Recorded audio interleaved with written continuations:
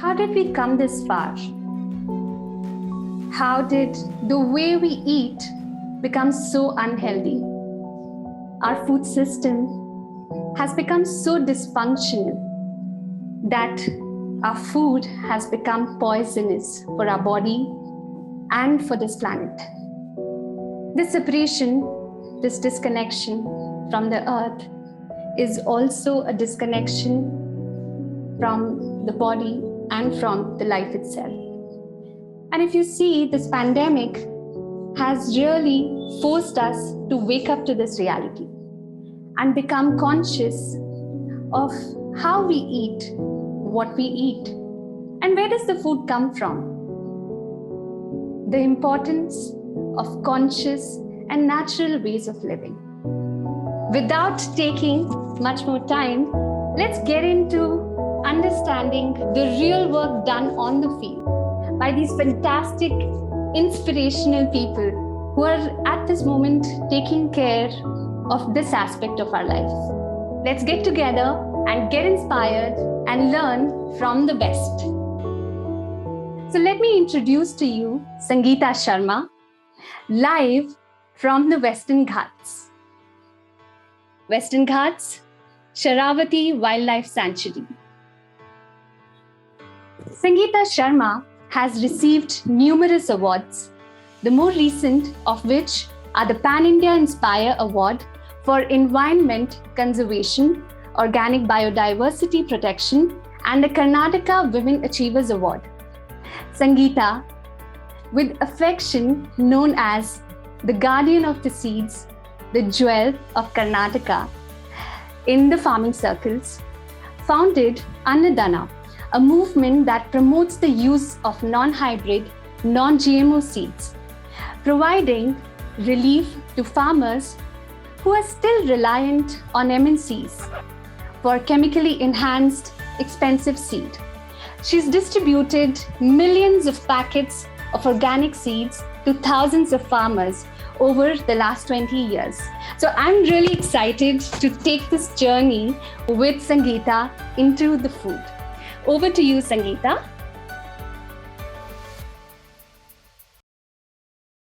Okay, can you hear me? Yes, we can. Namaste to everyone. Thank you, Supra.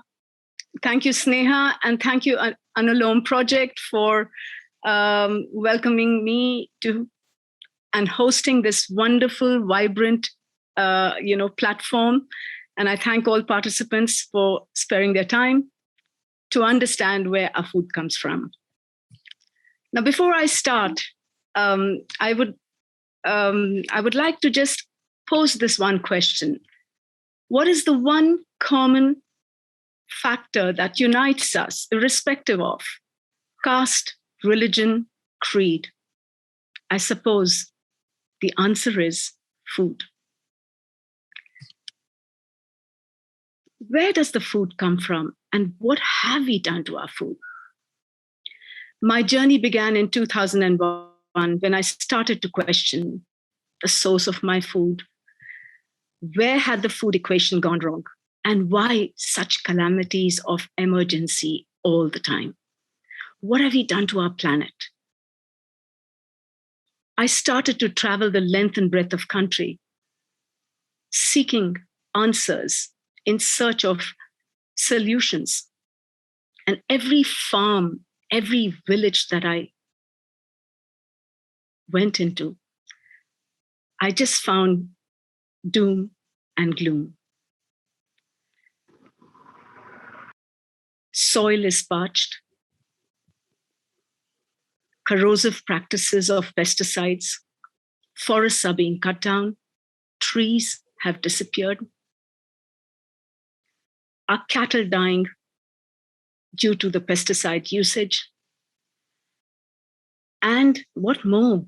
We have limited amount of water. Water that is gold today, and it will be the third world water battle. Why have we brought ourselves to this situation? Every time I ask this question, it all goes back to the one source of life, and that is seeds. What have we done? First, it was the agriculture revolution, which has sadly failed. Now it is the gene revolution in its infancy, which is altering the food chain. Why would I want a fish gene in my tomato? Why would I want an insecticide gene in my brinjal, in my corn, in my rice? We have destroyed the very fundamental of our lifestyles, and that is having to consume foods that are consuming us, a diet that is based on worry. When I traveled the grape fields, I was shocked, and in horror, I saw 36 sprays a week. I do not touch grapes unless they are from the right natural source. Potatoes that we eat every day are laced with a lethal aldicarb, which is so extremely hazardous. And we're eating it every day without understanding how we are poisoning ourselves slowly but surely. Get into the supermarkets, and the shelves are lined with products that are so beautifully packaged, deceptive, labels that we don't read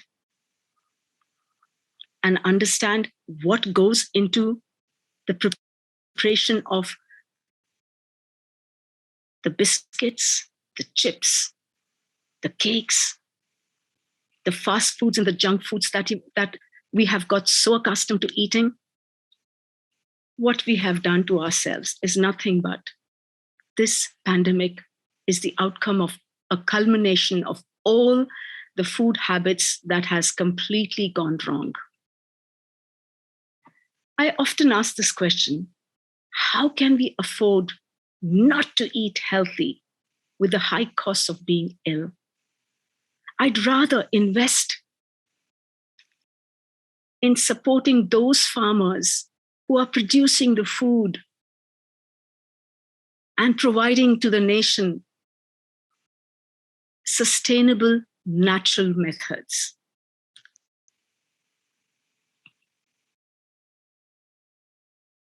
Then I started to think that we must make the shifts.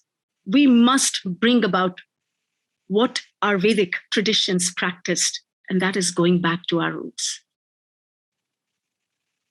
Let me take you through the journey of our roots, which agriculture is the oldest civilization, and India has been one of the founding agriculture in which we have actually excelled in. Aham bijam annahi purna brahma, to mean I am the seed, and seed is the creation of the cosmos. Our fields were bountiful in abundance because there were kalam gopis, the seed guardians who would stand in the field, safeguarding the seed from one generation to the next by handing over those replicable seeds that continue to multiply and create abundance. There was no food shortages then, and there were no chemicals then. I draw my inspiration from these kalam gopis, these beautiful seed guardians, these unsung heroes. And this is when Annadana was founded in 2001 to safeguard those heritage seeds that belong to the legacy of the farmers and not to the multinational corporations.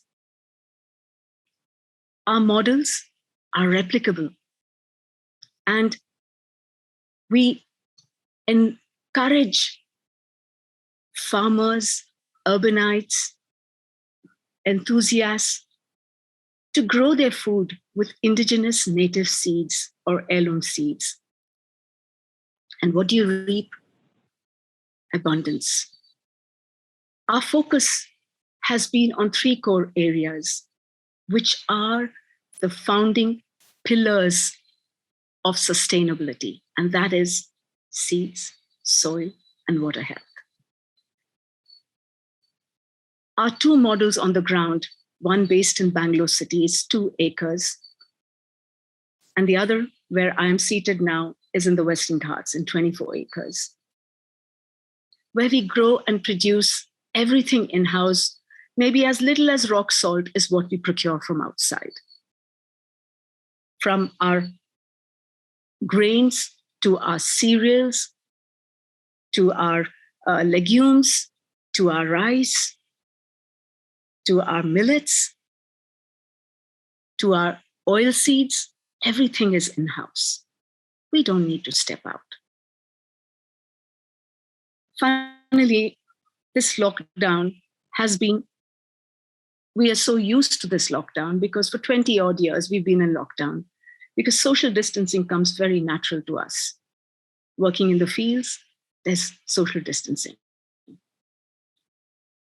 We say that every day must be an Earth Day because seeds are a gift of life to life itself. That one seed is symbolic of diversity, of history, of culture, of a woman. A seed reproduces, so does a woman. The physiology is the same, except that the seeds are lying in dormancy. But we, the superior human species, have forgotten that seed is the kernel of life. Seed is food. Seed is the creator of more food.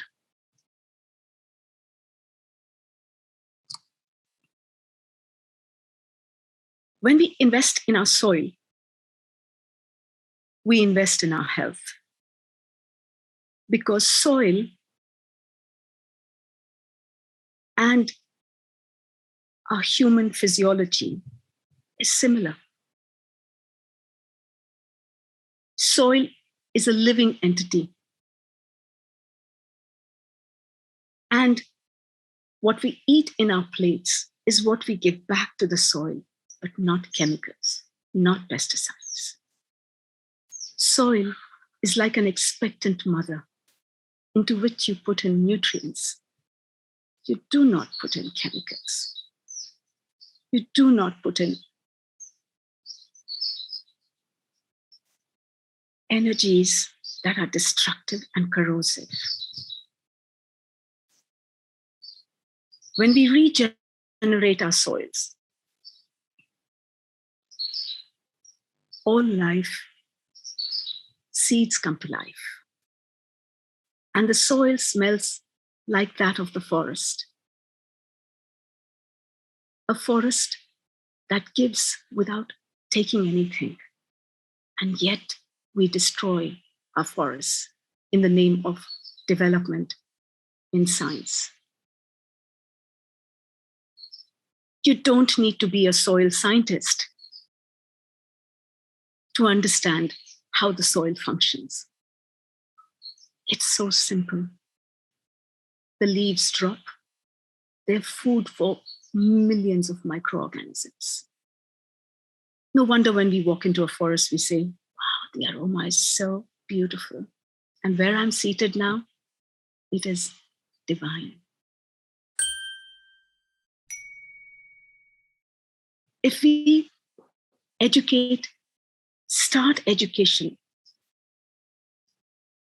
with our children on understanding that this is imperative for your immunity, for your growth, for your well-being, for your future. The next core as issue that we need to understand and conserve is water. Every drop counts. We capture water in drought zones. You will see, we will show you how the transformation has occurred. And you don't need to water the plants in summer because automatically the groundwater tables are recharged by making pits across the fields. We invest in our youth. Today, I'm proud to share that Annadana is not driven by Sangita. It's driven by my second generation youth who were raised on the farm. And today we report to them because we have created a microcosm of democracy where the feudal system has been broken. Having raised on the farm, Pavan and Arun drive it as eco-engineers, as agronomists. You're welcome to visit the farm and you will see the difference. Our knowledge hubs is what Annadana is. There are workshops, there are sustainable farming, gardening workshops. And to that effect, we teach you the fundamentals of seed conservation, soil conservation, and how you can get your produce without any chemicals. We have a seed catalog that we release every year, hundreds of varieties that we conserve, whether it is tomatoes, we have about 73 varieties of tomatoes, we have 29 varieties of lettuces. So you can subscribe because we revive the dying skill in seed saving and our master trainers are empowered farmers. We have publications to that effect on seed saving to help you take charge and grow your own food, whether it is a home gardener's guide where we do online courses for a 3-hour one where we give you simple steps on how to grow a food garden. A simple measures on how to grow and plan your food in your little terrace gardens or in your kitchen spaces. We have optimizing the small spaces. We can do it and we help you transform. Now let me show you what we've done in Bangalore. This was the farm and the start was in 2019. We're just 2 acres in Bangalore city. And we started to transform it by creating the vegetable raised beds, regenerating the soil. And today there are over 200 vegetable varieties that coexist. And we are so blessed in Bangalore that we have 4 seasons, whereas farmers only work with the old conventional mindset of saying that we have only 1 season. We capture, we plan, we ensure that you understand the seasons, and it is no rocket science, let me tell you. My background was a specialist in corporate affairs, and if I can humbly say, I love my agriculture affairs today. We grow a diversity of greens from amaranth, from name the greens, we have it. If you look at the diversity of lettuces, from rockets, everything, we have a beautiful multi-cropping system where we follow the Vedic practices of natural farming, intercropping, crop rotation, and you find that thousands of crop varieties can coexist. So we have our own fruits, whether they're avocados, whether they are bananas, 6 varieties of bananas, whether there are 5 varieties of guavas, we have sitafal, we have ramphal, we have name the variety which is seasonal to Bangalore is what we grow, and that is all that we get to eat. We have goats galore, from snake goats, bitter goats. We have companion cropping to understand that how do we control pests, and that is by ensuring that we have companion cropping, which is you intercrop with maybe like a cucumber and a corn and a brinjal, and you realize that there is such health, the diversity is just producing abundance. We talk about carrots, and We say apple, one apple a day keeps the doctor away, but we say a carrot a day keeps disease at bay. So you can do it at home, growing your own carrots, even if it's in a pot, and children love doing it. So we have purple carrots, we have black carrots, we have orange carrots, and these are all designed to suit your trace minerals, your antioxidants that your body requires. Now, did you know that one carrot can produce as much as 150,000 seeds? How are we food insecure then? How can't we feed not just India, but the world population? One flower, 12,000 seeds. And this is one carrot. And those who are feeding us, our farmers, the inescapable irony is that they are going to bed hungry each night because of faulty policies, of faulty systems, of corrosive practices. Matugula brinjal, that hails from Udupi, is a 4,000-year-old legendary brinjal. And we are losing it to genetic modification, BT brinjal. Why would we want to destroy our heritage? Let food be thy medicine. We are what we eat. Then why not we come together and stand up for what is our fundamental right? That's my right to safe food. And that is what I had launched in 2008 to create along with the Coalition for a GM-Free India, to protect our brinjal varieties.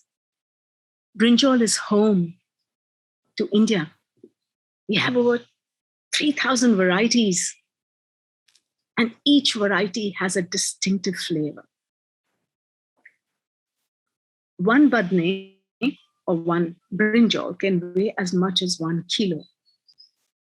We had Swami Ramdev, we had all the spiritual heads that come into the farm to see the diversity, and they're astounded, and they cannot believe that this kind of diversity is without chemicals, without pesticides, where the soil is like the forest soil. And this was in our blood, and this was in our roots. 98% of the population in India are from the farming backgrounds.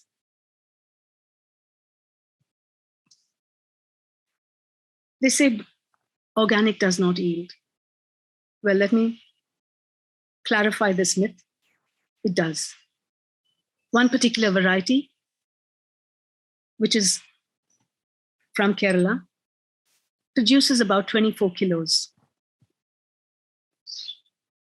One badne, or one brinjal, can give you something like 600 to 700 seeds. How can't we feed ourselves? How can't we feed? You grow one brinjal plant in your balcony, and you'll be distributing it to your fellow apartments. One chili, that is the Tabasco, as we all love Tabasco, and this is, and let me also clarify this myth, that this is not indigenous to India. This is indigenous to Latin America, North America. And then we say that we should eat only native varieties. No, that's not true. Tomato doesn't come from India. But look at this one chili plant that has been adapted to our agroclimatic conditions. Each little chili produces about 50 to 60 seeds. This is the diversity of tomatoes that we save for the last 20 years. And our heirloom collection continues to grow. And each variety has a distinctive taste, a distinctive flavor. And the yellow tomatoes, incidentally, are non-acidic for those who suffer from acidity, and they are absolutely divine. We have a black tomato. Black Tom has beautiful traits, the aroma, the flavor. Put it into your salad, and you see, when I take you through what we do out of all the produce, you will get to see the transformation on how we can heal ourselves. This is the diversity that's grown in our fields. Every day, it's a delight to wake up because nature tells us, you can pick this up, pick me up. And here in the community kitchen, we get to eat this diversity. This is the genetic wealth that has inspired me day on day without regret that this is the way to live. Now, you can say I'm lucky. I say we make choices. And those choices are the ones that determine your happiness. In 2001, when I shifted from my corporate affairs and I relocated, I was ridiculed.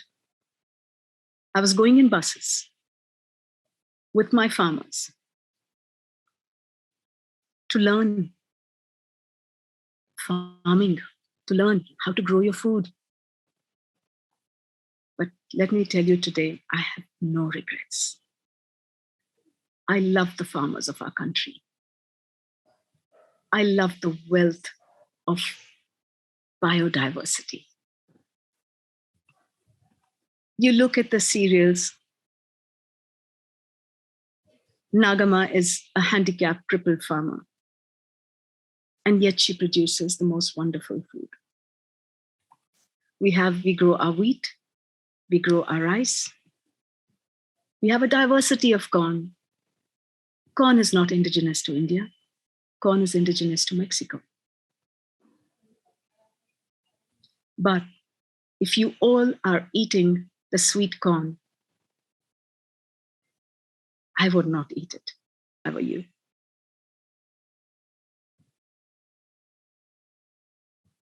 Corn has been imported from the United States. And why would I want genetically modified corn in my plate? We must learn to coexist and provide food for our pollinators. Every field of ours have food that is abundance for our pollinators, whether it's parrots, whether it is the hornbills, or whether it is the bees, the butterflies, the dragonflies. All of them have sufficient number of flowers or fruiting trees, or our fields have lots of corn or sorghum that is left for them. How much will they eat? Why are we so petrified? Why are we so conscious that, oh, there is a menace that is happening? But if you leave food for them, they do magical wonders in controlling pests.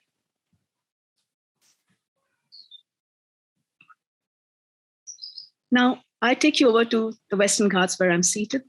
We started in 2016, and this was the barren soil, and it was drought for 3 years. We didn't realize that we had come into a land that was completely devoid of water because drought had set in. This is the way it was. And if you see right at the base here, this was the Linganmakki Reservoir. The water is to run through here, but there was no water for 3 years. How did we change it? After 1 year, this is what we produced: a beautiful indigenous variety of rice called Rajmuri. How did we transform? We restored our natural springs. With that one rain, a few rain that came in, we restored the rain that we require, the water that we require to be able to produce our crop. But there's one more thing which we overlook. The leaves that have been fallen on the roadsides, not from the forest, we collected Every day we would take backpacks, huge backpacks, the what you call as the chilas, and bring the leaves from the streets. It did two jobs. We did the BVMT job by cleaning the streets. We collected the cow dung because we didn't have cows then. And we broadcasted it in our fields. Life came. Because when you provide leaves, the forest principle, automatically the soil comes to life. There's water conservation because it's giving the humidity of the leaves is food for millions of microorganisms. We started to then sow our paddy. Today we have 27 varieties of paddy. And each variety is distinctive, whether it is a basmati, whether it is a rajmudi, whether it is a bilinellu, or whether it is a gandasala, we have it all. To what we have now in our fields here, we grow sugarcane, cashews, spices, herbs, name it, and we have it here. And a rich diversity of vegetables. So we have farmers from across visiting us to see the shifts, because this Kendra for experiential learning in sustainable agriculture, which is called Kelsa. That is, if you work, Kelsa in Kannada means work. So if you work, come join us. So women come from the Malnad region to see the diversity that is coexisting and that they can draw inspiration and do the same in their fields. This is the kind of soil when we started to grow our vegetables. And if you see the transformation, we started to have corn, we started to grow. Look at the mulching, because what we give our cows, the remaining hay comes back on our beds. A soil cannot be exposed to the sun as a pregnant mother will not expose her belly to the sun directly. You cover the soil and watch her. This is the reward that you get. Carrots. It is unheard of that in the Western Ghats you can grow carrots, but we've grown it here. Native melons with the tribals. And this is our food forest with our cattle. Our homestay here, where interns come from across the globe, they come, stay here. And there are so many activities that are happening here, whether it is you want to learn about sustainable farming, or whether you want to have a recreation for yourself, you want to have an office space, you can just enjoy nature. And the farmers who are wonderful, who are taking care, you can go on treks. So diversity, explore our forests and come back to the roots. And this is what I had this morning, aloo paratha with lots of butter, which is what we make. And it's most divine that we can actually make our own. We have a lake now, right down the road, which is about 100 meters away, and watching the sunset. This is heaven on earth. And I wouldn't trade this for anything in my life. What do we do with the produce that comes from our fields? We eat what we grow only, and which is seasonal. How we have lost this simple practice, that is to control the choices, that the abundant choices that are being displayed on the shelves. Why would I want to eat a cauliflower now when it is not the season? Why do we indulge in foods that make you dis-ease with yourself? And that's how the term disease has come, because your organs are fighting. What the DNA has been accustomed to, we have changed it rapidly. What is in season? Bottle gourds, bitter gourds, brinjal, tomatoes, sprouts, carrots, beans, But why would I want cauliflower, apples, fruits like that, which are not seasonal? You want to know your food? We're launching this the 1st of February, and how to reverse disease, your health, and the healing combinations by food demos to understand. Ashok Kamath, Managing Trustee of Annadana,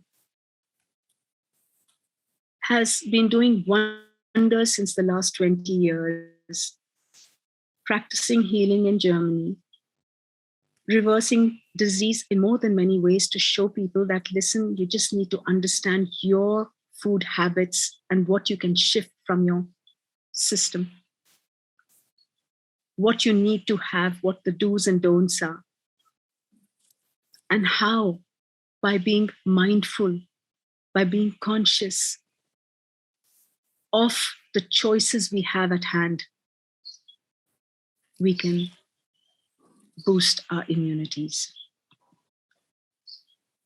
We call this rainbow salads because the kind of spectrum of colors bring about the electromagnetic fields in the colors, rejuvenates your senses, your mind, body, and soul.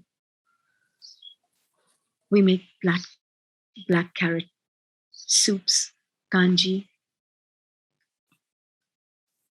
This kind of salad, whether it's passion fruit, and I'll take you through a little walk just on where I'm seated, just to show you that how fruits hang and the diversity that we have is something that you would love, even growing it on your kitchen shelf and watching every little bit come into your plate, and you know the source.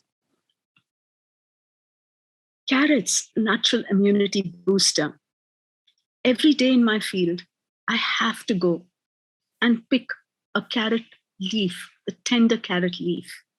Why? It's filled with magnesium. It's filled with zinc. It's filled with trace minerals that are required for boosting your energies. Carrot, yes, is good as an antioxidant. It's got properties of beta carotene, good for the eyes. But this little leaf, this tender leaf that I'm holding, shows how important it is that you can grow carrots and boost your immunities without having to take supplements.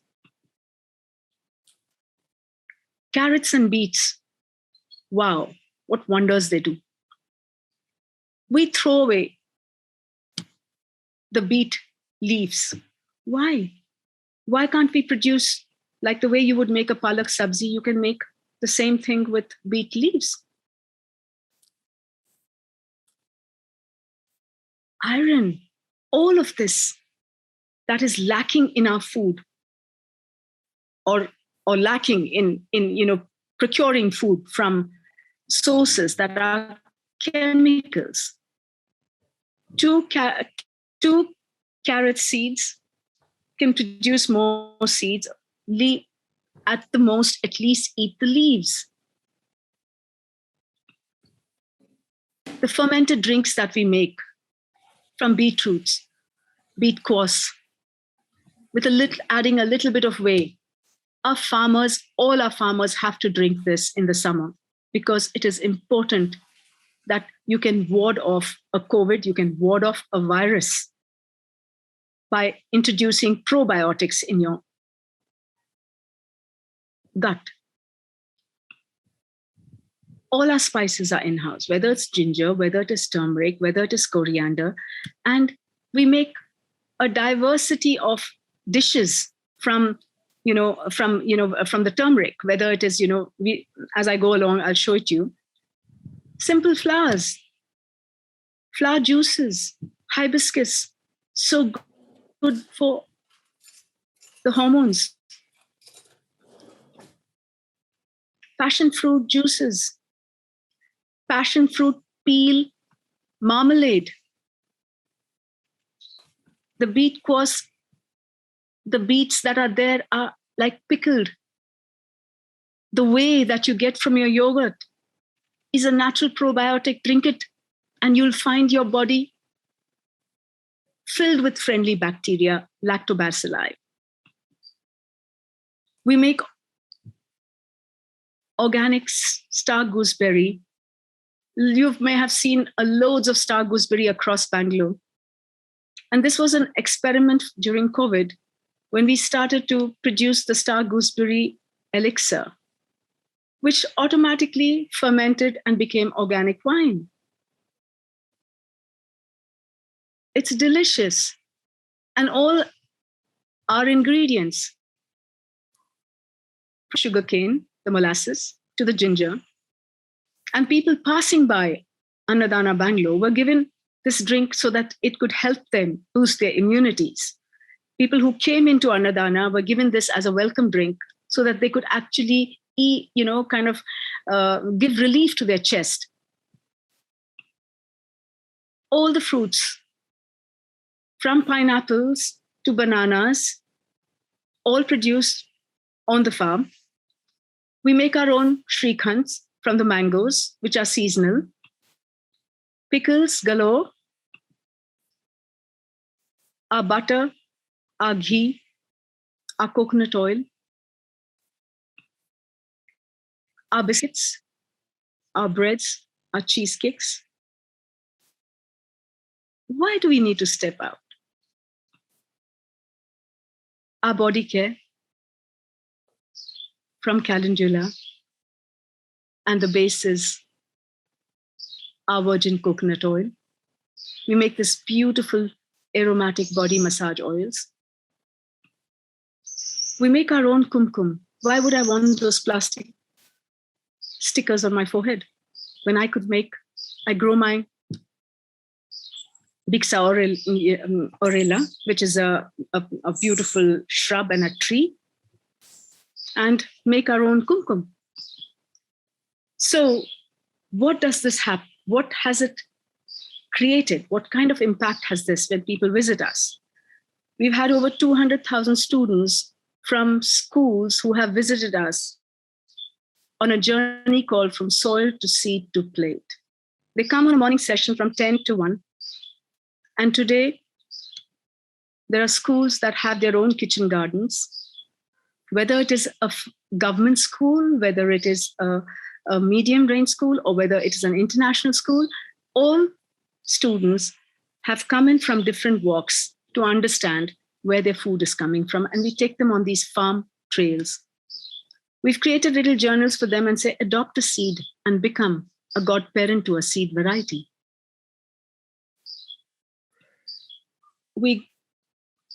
The youth of our rural communities are empowered to become the master trainers and sharing knowledge with the other fellow farmers on showing the techniques of sustainable agriculture. You ask the farmers and they say, yes, in Kannada, they would say, Hale Kalanalli, my parents were doing it, my grandparents were doing it. We are reviving these lost traditions. As Supriya already mentioned, that during calamities, we've supported, Kerala, we've supported, Karnataka and Orissa, and the various things in giving seed donations because of the floods. They have lost their seeds. So we help revive them as long as they come for a workshop and they understand how to conserve their seeds.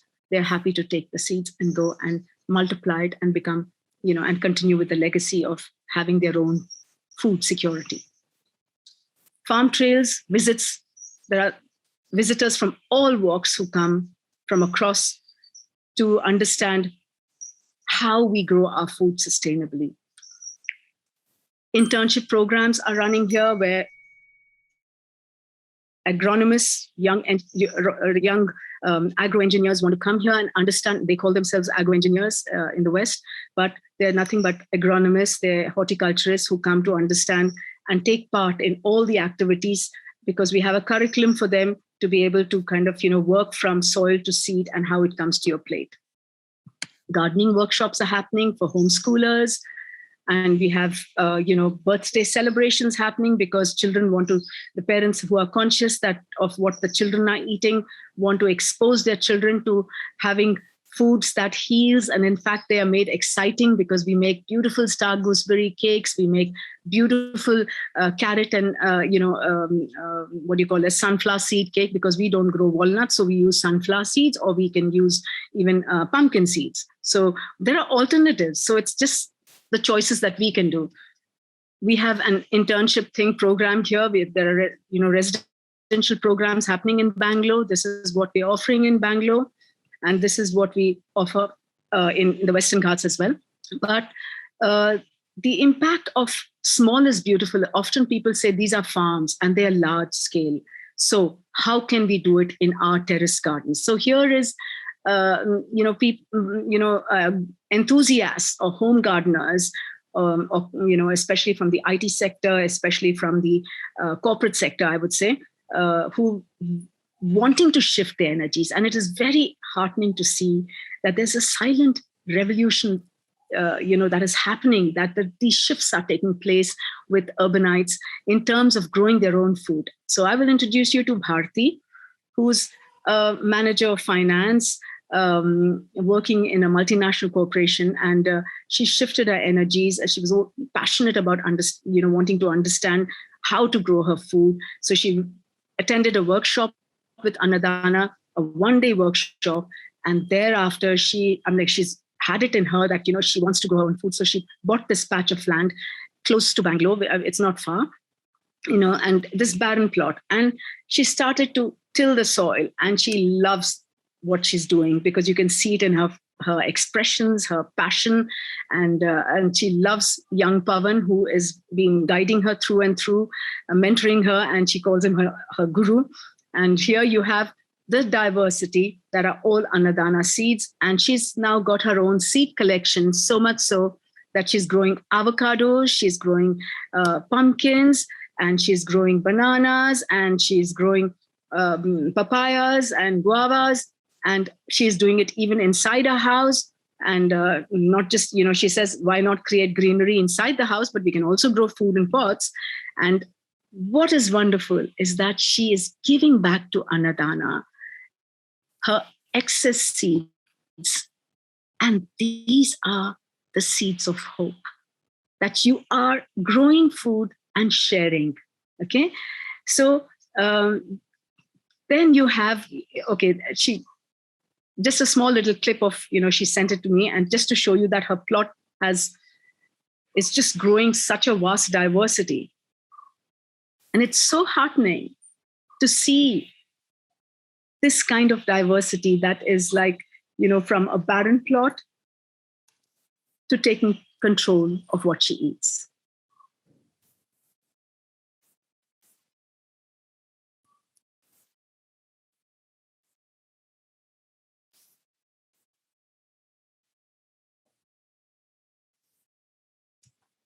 Now, let me introduce you to Devraj, this young civil engineer, a yoga instructor, is growing his food on top of a roof.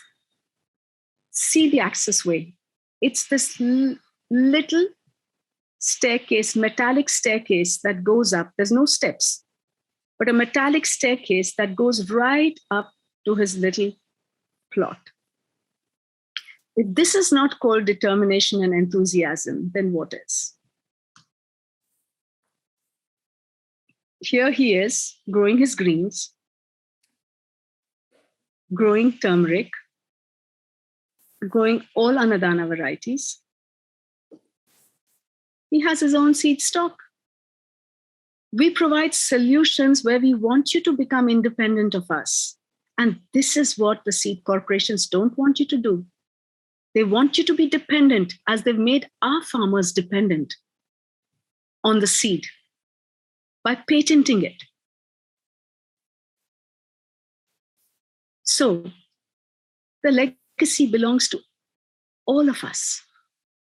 The seed legacy is not belong to a handful of multinational corporations. you can have these seeds and multiply them. You can subscribe to indigenous heirloom seeds and support a movement to support your health. Look at this diversity. In a small little plot on top of a roof, absolutely incredible and such inspiration. How can you make a difference? We started a little plot across our farm in Bangalore.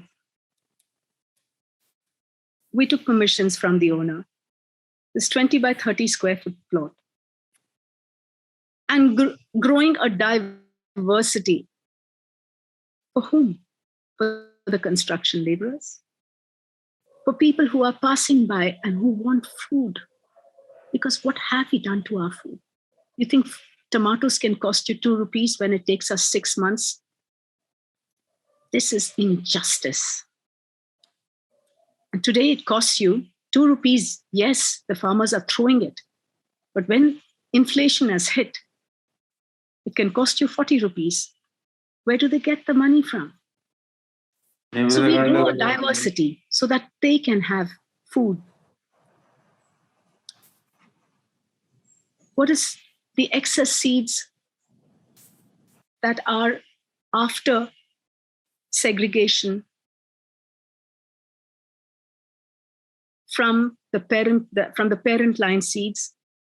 We keep those seeds as a third grade seeds for making seed balls. And these seed balls are not trees. These are vegetables. Vegetable plots that can be broadcasted during monsoon. And there's food for all. So what we can do is that, and what is happening is that when the seeds have gone wild, it's free food for all. And this is the concept that even now events, the large corporate events, they come to us. For instance, there was the Singapore Fair Trade. They ordered over something like 1,000 seed balls to give away. So it's necessary that today we need to encourage children who come for our farm trails, and we say that participate and partake in growing your own, making your own seed balls and carry it back home with you so that you can broadcast it in vacant plots. So this saying, I'm sure you've read it, and I'll allow you to read it silently, because money cannot be eaten. And with this, the kind of people from walks of life, whether it is from Berkeley, whether it is from across the globe, we've had people join us, visit us. And to that effect, whatever we do today, I can only say that there's only gratitude. And with this, I thank you all for participating and for hearing me. Thank you, everyone. Are there any questions, Supriya? Thank you so much, Sangita. That was deeply insightful. And I think I was constantly, I was constantly just smiling, and there was this deep gratitude towards your contribution to your work and your deep passion and love towards the seed and the way you've impacted lives. So from the bottom of my heart, I thank you and everyone who is silently behind the scenes working to make this happen. And also showing us a possibility how we can make an impact with various ways, and how can we contribute and build this connection with the earth and with ourselves. Something that really comes to me is this connection with the soil and with human being. It feels like a remembrance of this deep love that we've forgotten. So true. Yeah. And also what you have done through this presentation is this, you've sowed this seed of hope. And I think that's something that I'm really going to take back. And Thank you. Thank you so much for this. And we have few questions. I know that I understand we've gone a little past the time, but it's been so beautiful and insightful that it's absolutely worth it, I feel. And if it's okay, we would like to take a few questions. Mm-hmm. Yeah.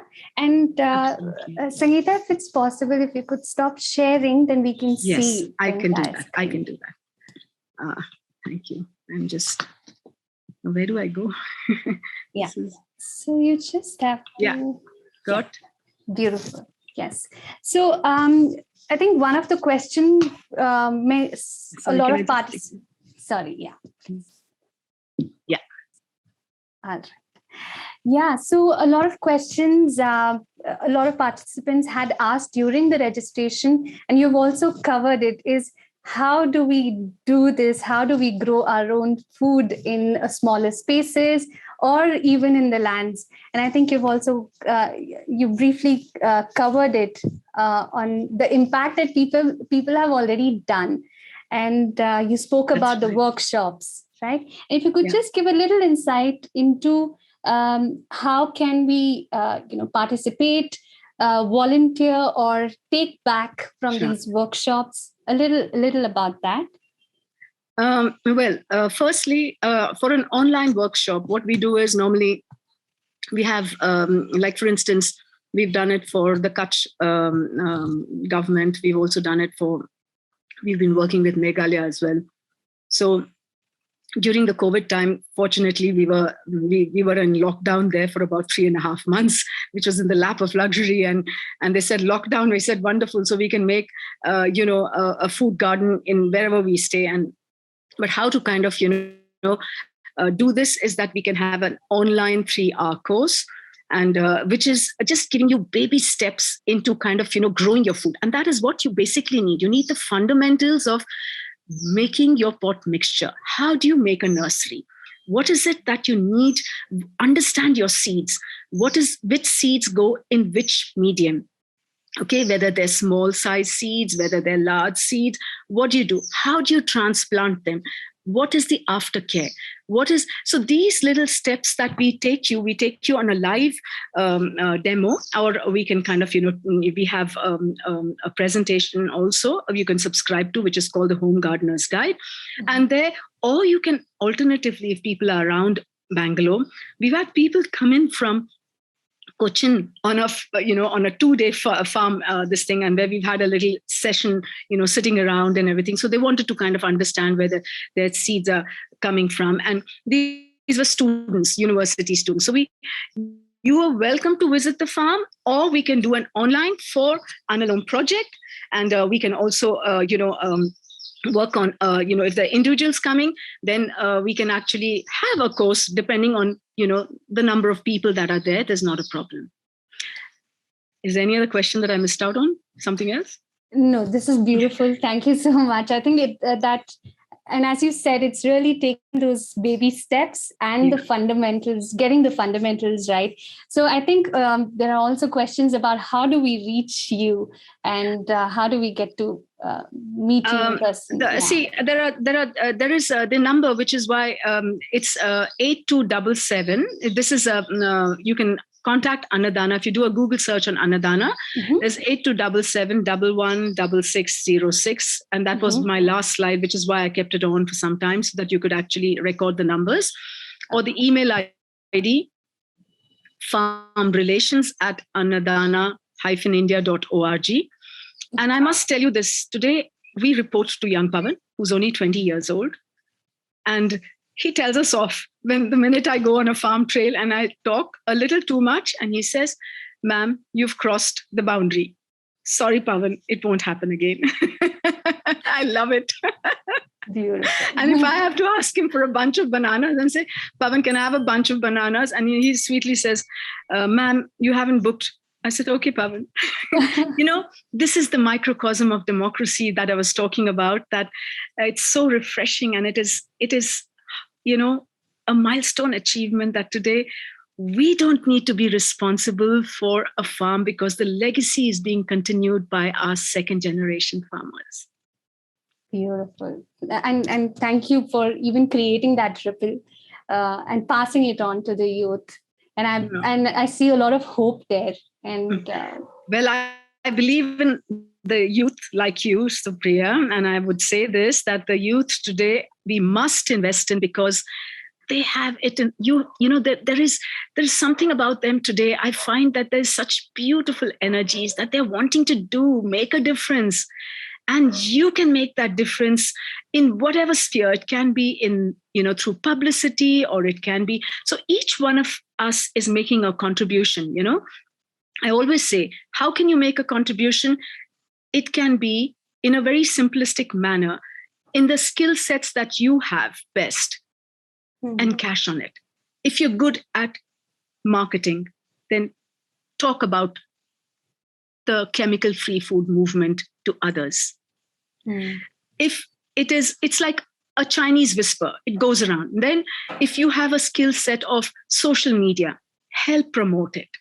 So every one of us, like for instance, Unalome project has provided me this platform. Now, if we can reach out to more people across the globe, why not? And I thank Unalome for that. And I thank Sneha for contacting me. And this is where I say that this is the need of the hour, that when it comes to volunteering at Annadana, we follow the Gandhian principles, that your skill set that you are good at, contribute and lend your sweat.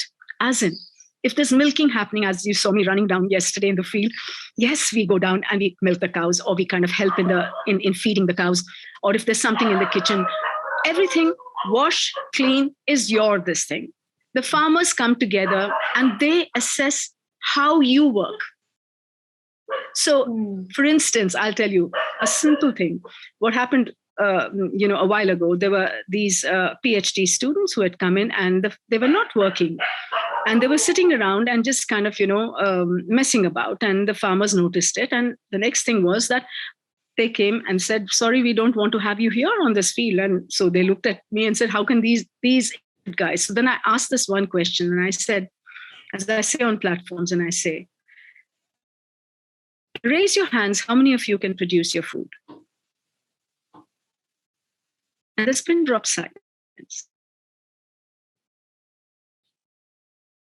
Let we call our farmers illiterate? Who produces food? Farmers? And they're illiterate? You don't need education for this. Grow your food. Live sustainably. If today what I've learned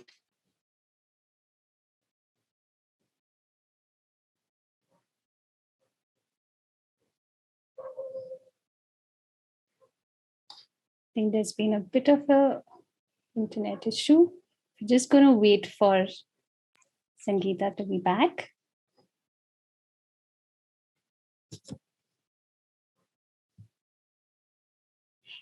And just looking at the chats in the meanwhile,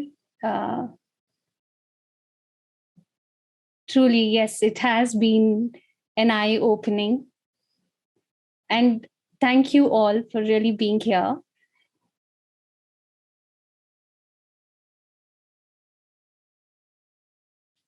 Yeah. So while we are waiting for Sangita, I really want to thank each one of you as you've been here. Yeah. So this has been part of our, as a pre-event to our bigger celebration, that is the Mahanavaratri festival. So if you want to participate and be part of many more such inspirational and deep conversations into ourselves, into our lives, do participate and register for our Mahanavaratri festival. And we will be sharing the link for the registration in the chat box. And there are going to be many conversations and a lot of discussions, such discussions. We're going to have performances. We're going to have rituals.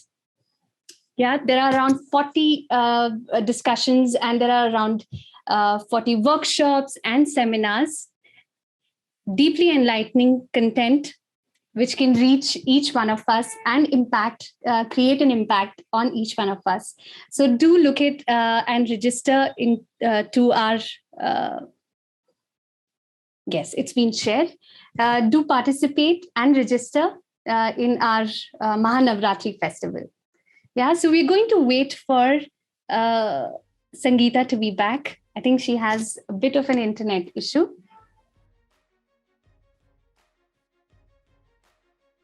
And if you want to reach out and understand a little more about what is Mahanavratri festival about, feel free to reach out to any of us. You could also follow us from the Unalome project, Instagram page or the Facebook page.